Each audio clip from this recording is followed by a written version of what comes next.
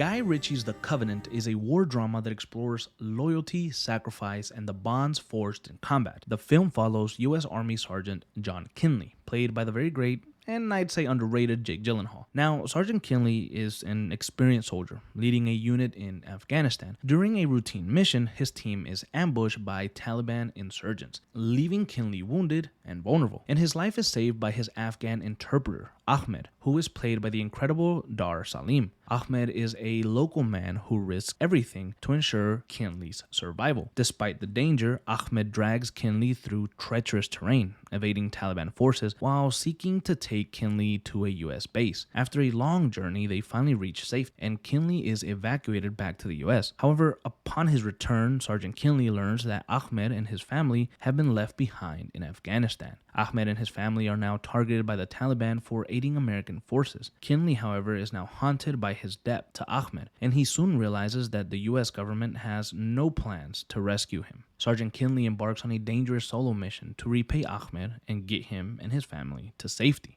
Now, Guy Ritchie is an incredible filmmaker, at least in my opinion, and I've enjoyed his recent run of great movies. The Gentleman was brilliant, and Wrath of Man was just on another level. When I saw The Covenant was going to bring together Jake and Ritchie, I knew something special was bound to happen. However, I was curious to know what inspired Guy Ritchie to make this movie, and apparently the real-life stories of Afghan interpreters who risked their lives to assist the US during the war in Afghanistan. Honestly, the film really did shed some light on the sacrifices that these interpreters made and the moral obligation of Western governments, i.e. the United States and others, to protect them after their withdrawal of troops. Ritchie has stated in interviews that he aimed to tell a human story rather than a purely political one, focusing on the unbreakable bond between two men from vastly different backgrounds who become bound by duty and survival. And honestly, the film beautifully reflects his signature storytelling style while also feeling like he tried something new. Now, if we take a look at Sergeant John Kinley specifically and what he went through, he undergoes a pretty powerful transformation from a soldier who maybe saw things in black and white to a man driven by a need to save the man who saved him. Sergeant Kinley initially treated Ahmed as just another asset, even showing him signs of distrust. However, Kinley's perspective shifts when Ahmed risks his life to save him after the mission gone wrong. And when Kinley returned home, like we talked about, the weight of his survival, made possible only by Ahmed's sacrifice, just turned into this unshakable burden. There is a hook in me, one that you cannot see, but it is there. And when he learned that the US government, didn't bring Ahmed the protection that they promised, he's just determined to repay his debt. And so he returns to Afghanistan by himself. And honestly, Jake Gyllenhaal put in a masterful performance, kind of like always. And you could see it in his face, just everything that he was feeling and the burden that he would really feel for the rest of his life if he didn't save Ahmed, if at least he didn't try.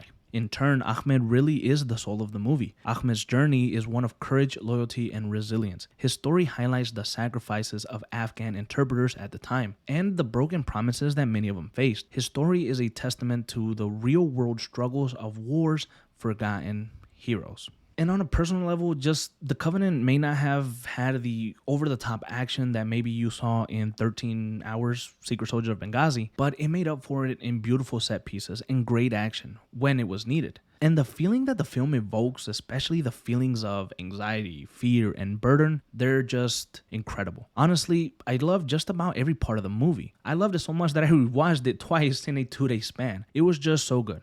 And it kept me entertained for the entirety of the film. And to be honest, I was personally disappointed when the movie didn't receive any real recognition come award season. I just think it was kind of pushed to the side. And I also think that it was very well worthy of some awards.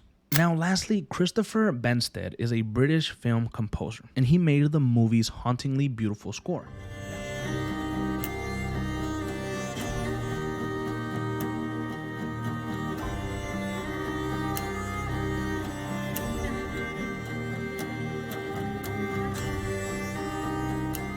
That was my favorite part of the entire movie. It was just incredible, good, beautiful, great, fantastic, anything that you want to call it. That score took me to like somewhere, bro. It was just so good. I listened to it again today for this video, and it gave me goosebumps everywhere. And they lasted for like 30 freaking seconds straight. I mean, it's one of the best scores that I've ever heard.